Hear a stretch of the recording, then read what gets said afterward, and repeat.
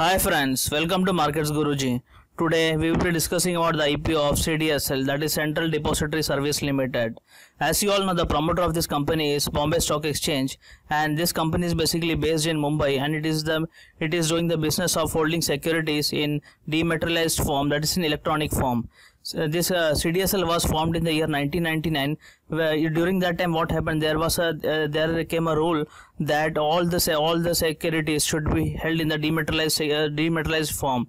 During that time, this company was formed, and there are only two depositories in India. That is NDSL, which is promoted by National Stock Exchange, and CDSL, which is promoted by Bombay Stock Exchange. See the services offered by CDSL.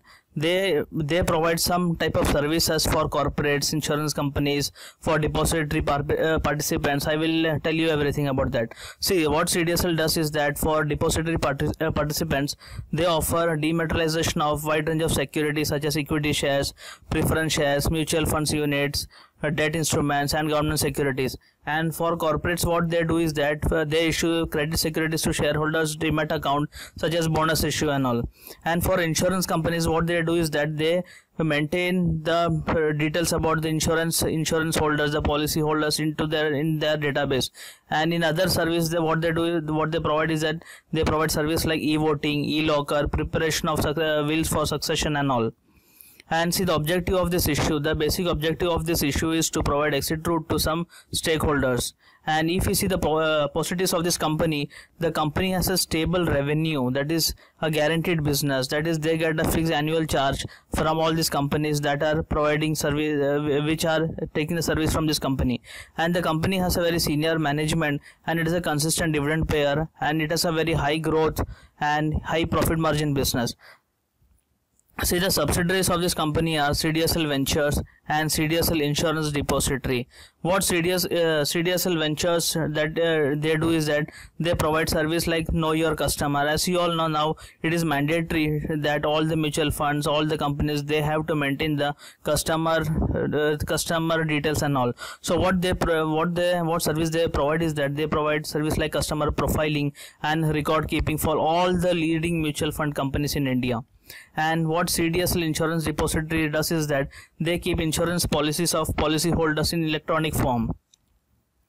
And if we compare between CDSL and NDSL in terms of demat account market share, say you all can see in 2015-16 the market share of CDSL was around 43% and NDSL is around 57%.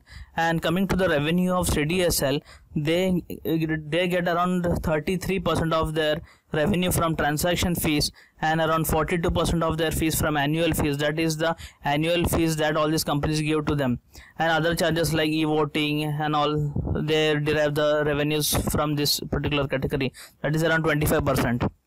And if you see the top 10 shareholders of the company, that is the Bombay Stock Exchange has around 50% stake, and you can see all the other stakeholders, that is State Bank of India, HDFC, Standard Chartered Bank, Canara Bank and all. And see how the promoters, right now the promoters hold around 50%, but after the issue, the BSE, they will be holding around 24% stake, and State Bank of India, they are diluting around 5%, and right now they hold around 9.57%, and after the IPO they will be holding around 5% and all.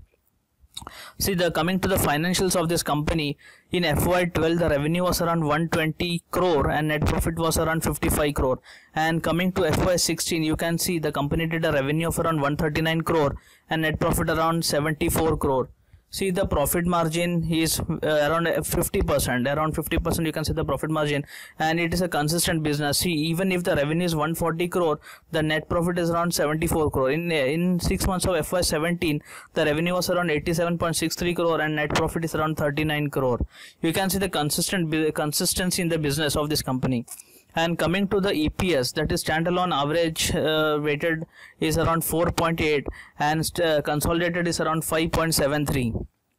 And the issue about the IPO, see, this company will be coming with the IPO within a week or two as per my knowledge, but as of now the dates are not confirmed.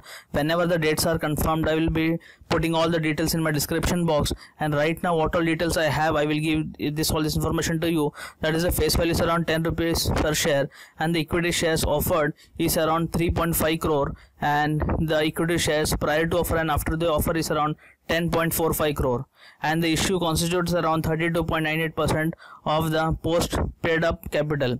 And see, the issue size will be around 450 or 500 crore, but the details are not sure right now. And I would like to tell you that this company will be listed in NSE.